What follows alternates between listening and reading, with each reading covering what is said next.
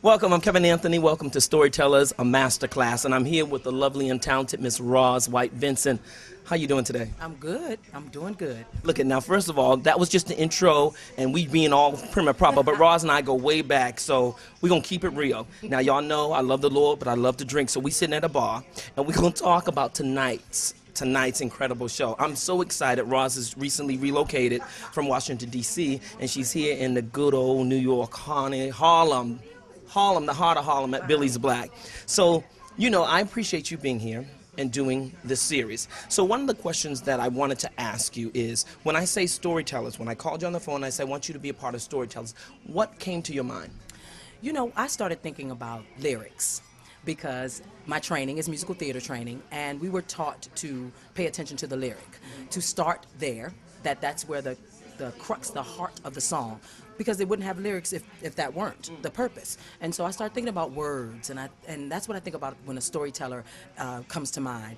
The way you play with words and how you can get the most out of a word. And it's not always a lot of words. Sometimes songs have very few, but the way that you convey that message, it's just great. And I think about griots. I grew up around a lot of great storytellers. We have a great oral tradition in my family.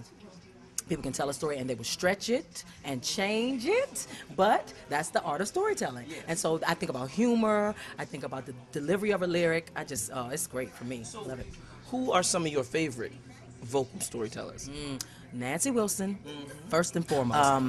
I kind of fell in love with Nancy Wilson listening to my grandmother's vinyl collection in her basement, and I started just to pay attention to what she did with the words, and you understood everything she was saying, and diction is very important to me. The singer you have to understand them, otherwise what are you doing? So Nancy Wilson comes to mind, and then on the more soulful side I think about Gladys Knight.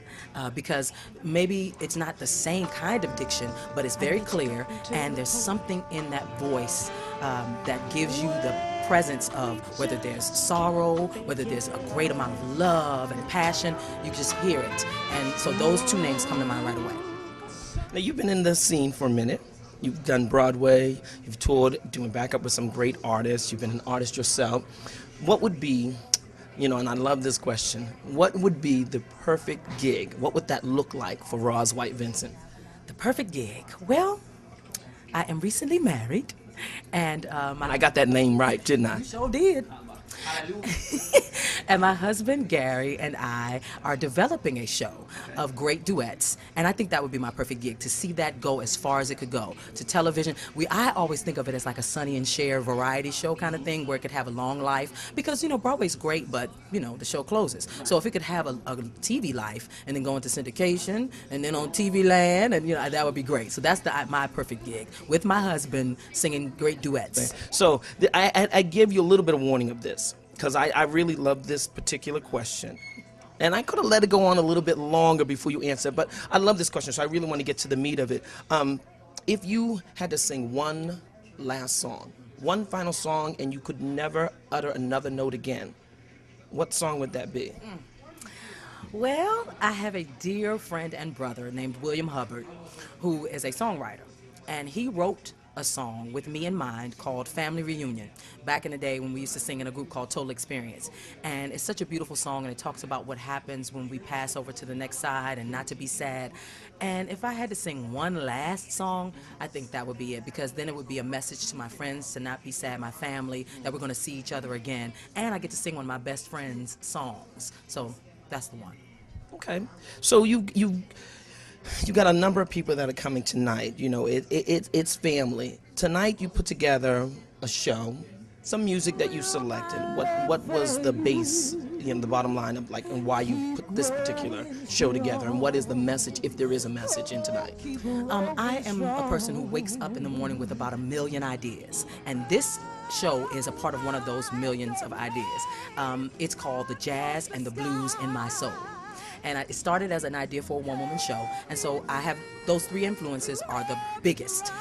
Most people say, well, musical theater, jazz, blues, soul. You can pretty much hear my voice one time and say, that's, you know, you can pick those genres out. And so that's what I did. I picked a few standards, some blues, a couple of R&B soul tunes, nice little mix, nice little gumbo, and we're gonna serve it up real hot for you. Just like it's supposed to be in Harlem, nice and hot, nice and hot. But we've worked together a long time ago, so I've had the pleasure really of seeing your talent and watching what you do. She slays in the audience, so I'm really excited. And you guys are in for a treat. So if you get a chance to hear about Roz White-Vincent performing anywhere, you want to go see her. If she's doing Prevailing, you gotta go see her. But really support her and her husband, Gary Vincent. We're all gonna look forward to the show that they're going to do together. But tonight, she's here with Storytellers, a masterclass, and I want to thank you. And I always end with the toast. So, this is to you, to much success, to continue telling the most amazing stories that you tell. Cheers. Let's drink it. Look in the eyes, so it is so. I'm Kevin Anthony. I want to thank you all for being here, and I'll see you all behind the lights. Until next time.